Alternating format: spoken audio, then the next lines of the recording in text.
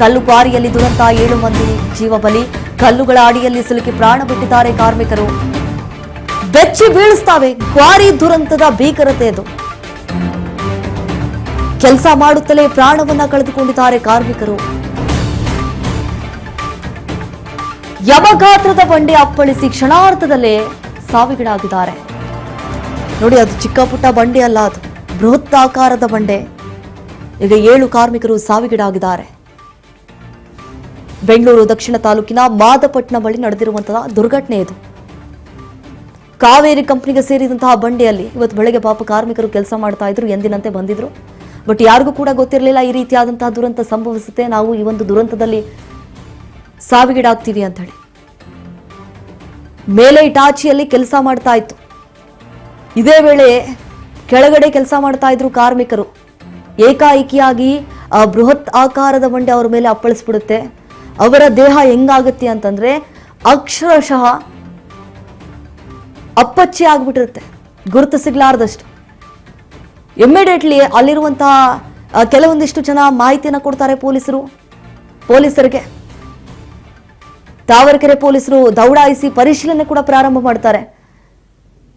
ಮೊದಲಿಗೆ ಆ ಬಂಡೆಯ ಕೆಳಗಡೆ ಏನ್ ಸಿಲುಕಿರ್ತಾವಲ್ಲ, ಮೃತದೇಹಗಳನ್ನ ತೆಗಿಬೇಕು, ಅವರನ್ನ ರಕ್ಷಿಸಬೇಕು ಅಂತ ಹೇಳಿ ನೋಡಿದಾಗ ಅವ್ರಿಗೆ ಶಾಕ್ ಆಗುತ್ತೆ. ಯಾಕಂತಂದ್ರೆ ಅಷ್ಟರ ಮಟ್ಟಿಗೆ ಆ ಒಂದು ಮೃತದೇಹಗಳು ಛಿದ್ರ ಆಗಿರುತ್ತೆ.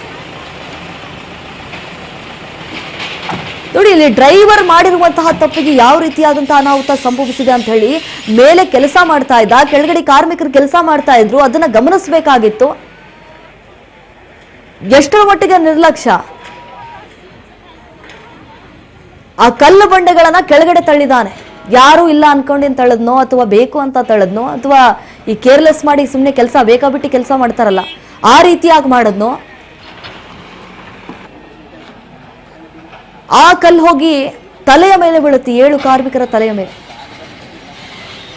ಪರಿಣಾಮ ಈಗ 7 ಕಾರ್ಮಿಕರು ಸಾವಿಗೀಡಾಗಿದ್ದಾರೆ. ಇವರು ಮೂಲತಃ ಬಿಹಾರದವರು.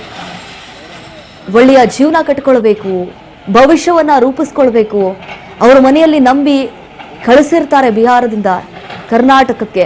ಬಟ್ ಈ ರೀತಿಯಾದಂತಹ ಘಟನೆ ಆಗತ್ತೆ ಅಂತ ಹೇಳಿ ಕೂಡ ಯಾರು ಊಹಿಸಿರ್ಲಿಲ್ಲ. ಮಾಲೀಕ ಆದವರು ಎಲ್ರಿಗೂ ಕೂಡ ಎಚ್ಚರಿಕೆಯನ್ನ ಕೊಡಬೇಕಾಗಿತ್ತು. ಅಲ್ಲಿ ಪ್ರತಿಯೊಬ್ಬರಿಗೂ ಈ ರೀತಿಯಾದಂತಹ ದುರಂತಗಳು ಇದೇನು ಮೊದಲೇನಲ್ಲ. ಇದು ಪದೇ ಈ ರೀತಿಯಾದಂತಹ ಘಟನೆಗಳು ಈ ಕಲ್ಲು ಕ್ವಾರಿಯಲ್ಲಿ ಸಂಭವಿಸ್ತಾ ಇರುತ್ತೆ. ಇದ್ರ ಬಗ್ಗೆ ಎಚ್ಚೆತ್ಕೊಳ್ಬೇಕಾಗಿತ್ತು, ಹೇಳಬೇಕಾಗಿತ್ತು ಅವ್ರಿಗೆ.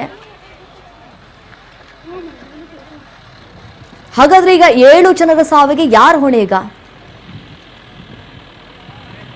ಯಾರು ಹೊಣೆ ಇದಕ್ಕೆ? ಇನ್ನು 6 ಗಂಟೆಗಳ ಕಾಲ ಆಗಿದೆ. ನಿರಂತರವಾಗಿ ಕಾರ್ಯಾಚರಣೆ ಮಾಡ್ತಿದ್ದಾರೆ ಪೊಲೀಸರು, ಅಗ್ನಿಶಾಮಕ ದಳದ ಸಿಬ್ಬಂದಿಗಳು, ಅಧಿಕಾರಿಗಳು. ಇನ್ನೂವರೆಗೂ ಕೂಡ ಆ ಮಾಲೀಕ, ಆ ಜಾಗದ ಮಾಲೀಕರ ಸ್ಥಳಕ್ಕೆ ಬಂದಿಲ್ಲ ಅಂತಂದ್ರೆ ಆತನ ಬೇಜವಾಬ್ದಾರಿತನ, ಆತನ ನಿರ್ಲಕ್ಷ್ಯ ಎಷ್ಟರ ಮಟ್ಟಿಗೆ ಎದ್ದು ಕಾಣಿಸ್ತಾ ಇದೆ. ಈಗ ಅಧಿಕಾರಿಗಳು ಕೂಡ ಮಾಹಿತಿಯನ್ನು ಪಡೆದುಕೊಳ್ಳುವಂತಹ ಕೆಲಸಕ್ಕೆ ಮುಂದಾಗಿದ್ದಾರೆ. ಇಷ್ಟು ರಾಜಾರೋಷವಾಗಿ ಈ ಅಕ್ರಮ ಗಣಿಗಾರಿಕೆ ನಡೆಸ್ತಿದ್ದಾರೆ ಅಂತಂದ್ರೆ ಯಾರ ಕುಮ್ಮಕ್ಕಿದೆ? ಈ ಹಿಂದೆ ಕೂಡ ST ಸೋಮಶೇಖರ್ ಅವರು ಹೇಳಿದಾಗೆ ಗೃಹಿಣಿ, ಆ ವಿಷಯದಲ್ಲೂ ಕೂಡ ನಾನು ಧ್ವನಿ ಎತ್ತಿದ್ದೆ, ನಾನು ಪ್ರಸ್ತಾಪ ಮಾಡಿದ್ದೆ. ಈ ರೀತಿಯಾದಂತಹ ಘಟನೆಗಳು ಆಗಬಾರದು ಅಂತ ಹೇಳಿ ಕೂಡ ಎಚ್ಚರಿಕೆಯನ್ನ ಕೊಟ್ಟಿದ್ವಿ. ಆದ್ರೂ ಕೂಡ ಇದ್ರ ಬಗ್ಗೆ ಎಚ್ಚೆತ್ಕೊಂಡಿಲ್ಲ. ಮತ್ ಅದೇ ರಾಗ ಅದೇ ಹಾಡು ಈ ರೀತಿಯಾದಂತಹ ಕೆಲಸವನ್ನ ಶುರು ಮಾಡ್ಕೊಂಡು ಬಿಟ್ಟಿದ್ದಾರೆ. ಎಲ್ಲೆಲ್ಲಿ ಈ ರೀತಿಯಾದಂತಹ ಚಟುವಟಿಕೆಗಳು ನಡೀತಾ ಇದ್ದಾವೆ, ಎಲ್ಲೆಲ್ಲಿ ಅಕ್ರಮವಾಗಿ ಕಲ್ಲು ಗಣಿಗಾರಿಕೆ ನಡೀತಿದ್ದಾವೆ, ಅದೆಲ್ಲದಕ್ಕೂ ಕೂಡ ಬ್ರೇಕ್ ಹಾಕಿಸ್ಬೇಕು. ಯಾಕಂತಂದ್ರೆ ಮುಂದಿನ ದಿನಗಳಲ್ಲಿ ಈ ರೀತಿಯಾದಂತಹ ಅನಾಹುತಗಳು ಮತ್ತೆ ಆಗಬಾರದು ಅಂತ ಹೇಳಿ.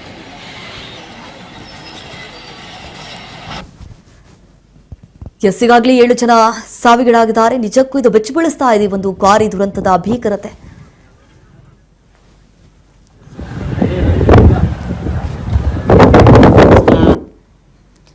ನೋಡಿ, ಇದಕ್ಕೆ ಸಂಬಂಧಪಟ್ಟಂತೆ ಸಾವನ್ನಪ್ಪಿರುವಂತಹ ಕಾರ್ಮಿಕರ ಅವರ ಸಂಬಂಧಿ ರಾಮು ಈಗ ಫೋನ್ ಸಂಪರ್ಕದಲ್ಲಿ ಜಾಯ್ನ್ ಆಗಿದ್ದಾರೆ. ಅನಿಲ್, ನಾವು ಗಮನಿಸಿದಾಗೆ ಎಷ್ಟು ಗಂಟೆಗೆ ದುರಂತ ಸಂಭವಿಸಿತ್ತು, ಏನೆಲ್ಲ ಆಯ್ತು, ಎಕ್ಸಾಕ್ಟ್ ಏನಾಯ್ತು ಅಂತ ಹೇಳಿ? ಜಾವ 6:30-7 ಗಂಟೆಗೆ ಅದು ಅಲ್ಲಿ ಕೆಲಸ ಮಾಡುವಾಗ ಅವರು ಪಕ್ಕದ 2 ಇದು ಇದೆ, ಕೋರಿ ಇದೆ. ಓಕೆ. ಬೇರೆ ಕಡೆನೂ ಕೆಲಸ ನಡೀತಾ ಇತ್ತು, ಈ ಕಡೆನೂ ಕೆಲಸ ನಡೀತಾ ಇತ್ತು. ಇವರು ರೆಗ್ಯುಲರ್ ಹೆಂಗ್ ಕೆಲಸ ಮಾಡ್ತಾರ ಹಂಗ್ ಮಾಡ್ತಾ ಇದ್ರು. ಅವ್ನು ಮೇಲಿಂದ ಅದು ಆಕಸ್ಮಿಕವಾಗಿ ಕಲ್ಲು ಬಂದ್ಬಿಟ್ಟಿದೆ. ಅಲ್ಲಿ ಕೆಲಸ ಮಾಡ್ತಾ ಇರುವಂತ ಹಿಂದಿ ಹುಡುಗರು ಒಂದ್ 5 ಜನ, ಇವರು ಯಾದಗಿರಿ ಡಿಸ್ಟಿಕ್ ಮತ್ತೆ ಇನ್ನೊಬ್ಬ ತಮಿಳ್ನಾಡು ಸೇರಿ 7 ಜನ ಡೆತ್ ಆಗಿದ್ದಾರೆ ಮೇಡಮ್. ಏನಾದ್ರೂ ಮಾಲೀಕರು ಬಂದ್ರ ಆ ಜಾಗಕ್ಕೆ? ಯಾಕಂತಂದ್ರೆ ಕಾರ್ಮಿಕರು ಕೆಲಸ ಮಾಡ್ತಿದಾರ ಅಂತಂದ್ರೆ ಅವ್ರಿಗೆ ಭದ್ರತೆಯನ್ನ ಒದಗಿಸ್ಬೇಕಲ್ವಾ ಅನಿಲ್ ಅವರೇ? ಇಲ್ಲ ಮೇಡಮ್, ಅವ್ರು ಯಾರು ಬಂದಿಲ್ಲ. ಸದ್ಯಕ್ಕೆ ಎಲ್ಲ ಪೊಲೀಸ್ ಅವ್ರು ಬಂದ್ಬಿಟ್ಟು, ಪೊಲೀಸ್ ಇಲಾಖೆ ಅವ್ರು ಬಂದ್ಬಿಟ್ಟು ಎಲ್ಲಾನು ಬಾಡಿನ ಇದು ಮಾಡಿ ಅವರು ಗೌರ್ಮೆಂಟ್ ಹಾಸ್ಪಿಟಲ್ ಕಳ್ಸಿದ್ದಾರೆ. ಇವಾಗ ನಾವು ಅಲ್ಲಿ ಪೊಲೀಸ್ ಸ್ಟೇಷನ್ ಹತ್ರ ಹೋಗಿ ನಮ್ಮ ಬಾಡಿನ ವಿಷ ಮಾಡ್ಕೊಂಡು ಹೋಗ್ಬೇಕು ಮೇಡಮ್. ಓಕೆ, ಆ ಕಲ್ಲು ಬಂಡೆ ಬೀಳ್ತಾ ಇತ್ತಲ್ಲ, ಅದಕ್ಕೆ ಏನ್ ಕಾರಣ ಆಯ್ತು? ಯಾರ ತಪ್ಪಿಲ್ಲಿ ಅಂತ ಏನಾದ್ರೂ ಗೊತ್ತಾಯ್ತಾ ಅನಿಲ್? ಮೇಡಮ್, 2 ಕಡೆ ಕೆಲಸ ನಡೀತಾ ಇದೆಯಲ್ಲ, ಅದು ವ್ಯಾಬ್ರೇಟ್ ಆಗತ್ತೆ ಮೇಡಮ್. ಅದು ಹೋಲ್ ಹೊಡಿತಾರಲ್ಲ, ಅದು ವ್ಯಾಬ್ರೇಟ್ ಆಗತ್ತೆ. ಅದಾದ್ರೂ ಆಕಸ್ಮಿಕವಾಗಿ ಬಂದಿದೆ ಮೇಡಮ್. ಅಂದ್ರೆ ಏನು ಅಲ್ಲ, ಇಲ್ಲಿ ಗೊತ್ತಾಗ್ತಾ ಇರೋದು ಏನು ಡ್ರೈವರ್ದು ತಪ್ಪು ಅಂತ ಹೇಳಿ ಗೊತ್ತಾಗ್ತಾ ಇದೆ. ಯಾಕಂತಂದ್ರೆ ಕೆಲಸ ಮಾಡ್ತಿದ್ದಾರೆ ಕೆಳಗೆ ಅಂತಂದ್ರೆ ಅದ್ರ ಬಗ್ಗೆ ಎಚ್ಚರವನ್ನ ವಹಿಸಬೇಕಾಗಿತ್ತು, ನೋಡ್ಬೇಕಾಗಿತ್ತು. ಕೆಳಗಡೆ ಕೆಲಸ ಮಾಡ್ತಿದ್ದಾರೆ, ಏಕಾಏಕಿ ಆ ರೀತಿಯಾಗಿ ತಳ್ಳುಬಿಟ್ರೆ ಬಹಳ ಕಷ್ಟ ಆಗತ್ತಲ್ವಾ? ಇದೇ ಕಾರಣ ಆಯ್ತಾ ಹೆಂಗೆ? ಏನ್ ಮೇಡಮ್, ಅದು ಎನ್ಕ್ವೈರಿ ಆದ್ಮೇಲೆ ಗೊತ್ತಾಗುತ್ತೆ. ಸದ್ಯಕ್ಕೆ ಅವ್ರ ಡ್ರೈವರ್ಗಳನ್ನ ಎಲ್ಲ ಎಸ್, ಈ ಒಂದು ದುರಂತದಲ್ಲಿ ಈಗ ಎಷ್ಟು ಜನ ಗಾಯಗೊಂಡಿದ್ದಾರೆ ಅಂಡ್ ಎಷ್ಟು ಜನ ಸಾವಿಗೀಡಾಗಿದ್ದಾರೆ ಅಂತ? ಒಂದು 7-8 ಜನ ಗಾಯಗೊಂಡಿದ್ದಾರೆ. ಅದರಲ್ಲಿ ಒಬ್ಬ ಕ್ರಿಟಿಕಲ್ ಪೊಸಿಷನ್. 7 ಜನ ಡೆತ್ ಆಗಿದ್ದಾರೆ.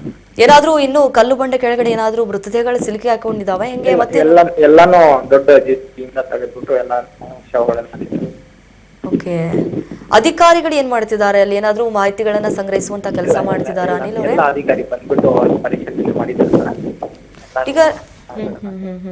ಈಗ ನೀವು ಎಲ್ಲಿದ್ದೀರಾ? ಈಗ ಸದ್ಯದ ಪರಿಸ್ಥಿತಿ ಹೆಂಗಿದೆ ಅಲ್ಲಿ? ಆಯ್ತು ಮೇಡಮ್, ಅದನ್ನ ಬಾಡಿ ಎಲ್ಲ ಕಳ್ಸಿದ್ರು. ನಾವು ಪೊಲೀಸ್ ಸ್ಟೇಷನ್ ಕಡೆ ಹೋಗ್ತಾ ಇದ್ದೀವಿ.